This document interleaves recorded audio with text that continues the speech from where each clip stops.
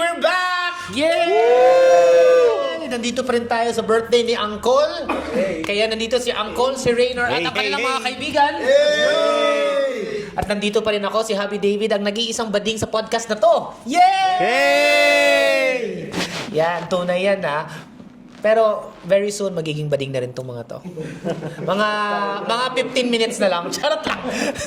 Okay, patuloy tayo sa mga kwentong toxic Filipino culture. At ito naman ang next natin na story.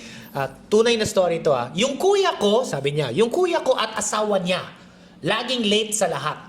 At hindi lang minutes late ha, madalas hours talaga. Every Christmas, nakikita-kita kami sa bahay ng parents ko. Nasa abroad to siya ha, nasa abroad to siya. Okay.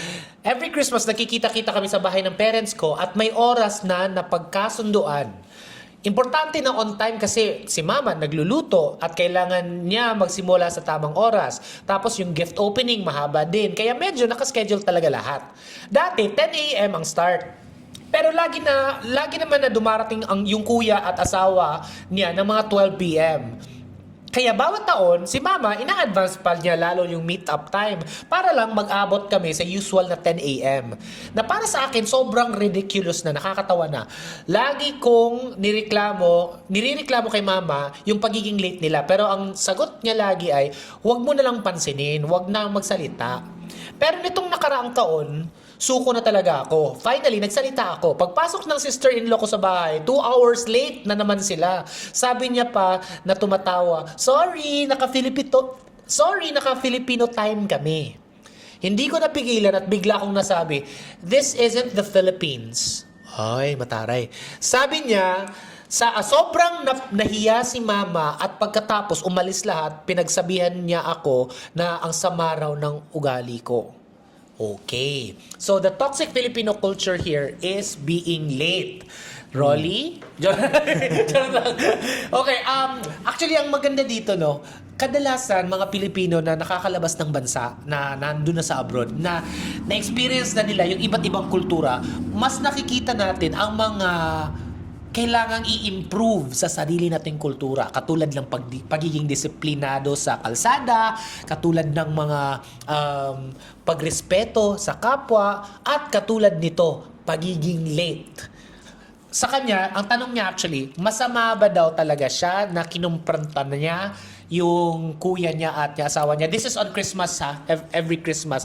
So nandun sila for a family occasion. Siguro ang reasoning ng nanay niya is kaya pinagalitan siya is because nakakasira ka ng mood, hindi mo dapat kinumpronta then and there. Pero anong thoughts niyo?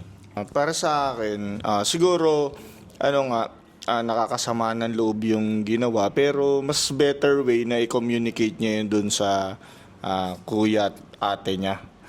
Siguro, sabihin niya, gagantihan ko kayo, salamay nyo, late din ako pupunta. Ganon.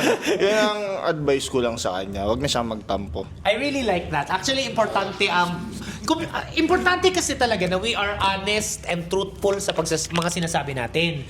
Pero kailangan sabihin sa maayos na paraan. Okay naman yun na mali nga yung late siya, pero hindi kailangan sabihin mo yun sa harap ng marami na papahiyain mo, 'di ba? Pwede naman kausapin mo na one-on-one mo na actually nababother talaga ako. Alam kong lagi kayong late. Tanungin ko muna yung friend kong laging late. Rolly, anong opinion mo doon? Hindi. Katulad ngayon na birthday ni Uncle, na anong oras dumating? 6 o'clock ang usapan, anong oras ka dumating? Hindi niya ako sinende ng invitation.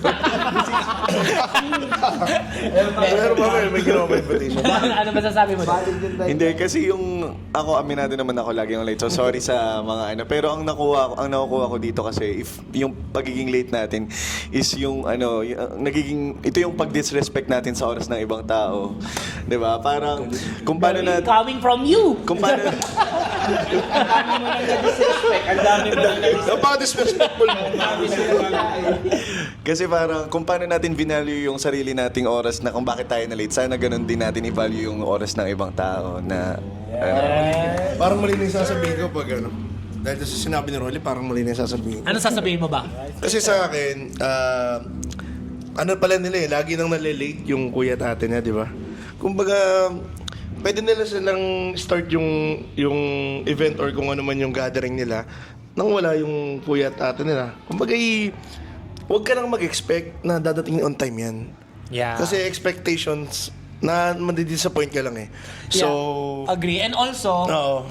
pag lagi mo kasing pinagbibigyan, nag-i-expect ang tao na mag-a-adjust ka naman sa kanila, Yan. so okay lang. So- Pero pag ikaw mismo, hindi ka na nag-a-adjust, pag simula na kayo kahit wala Opo. sila, darating ng panahon, sila na sila mismo mag-adjust. mag-a-adjust. So, kasi magiging, halimbawa, nag-adjust sila, surprise na para sa inyo, para di ba, buti, hindi na sila late.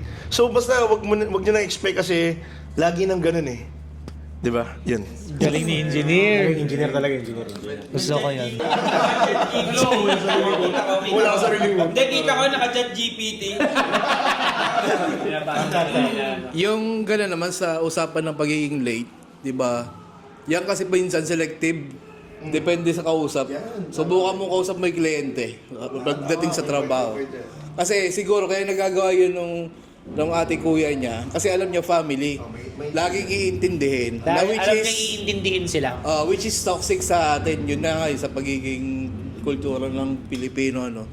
Na parang nagiging ano na eh. Yun na, yung pagiging late.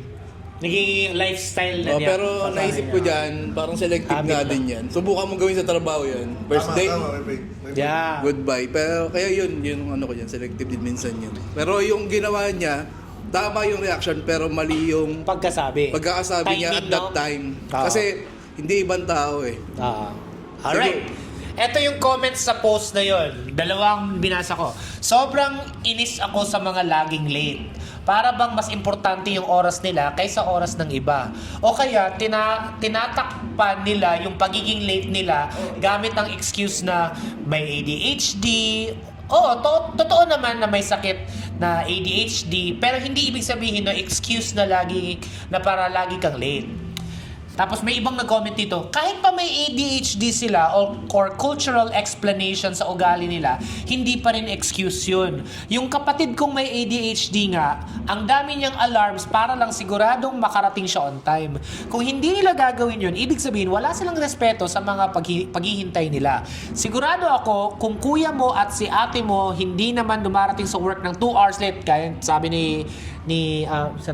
Kanor ni Mang Kanor, sigurado ko yung kuya mo at si ate mo hindi naman dumarating sa work ng 2 hours late kasi nirirespeto nila yung oras doon. Dapat ganun din sila sa family, lalo na kung yung turkey na nasa oven na at unti-unti nang natutuyo habang hinihintay sila.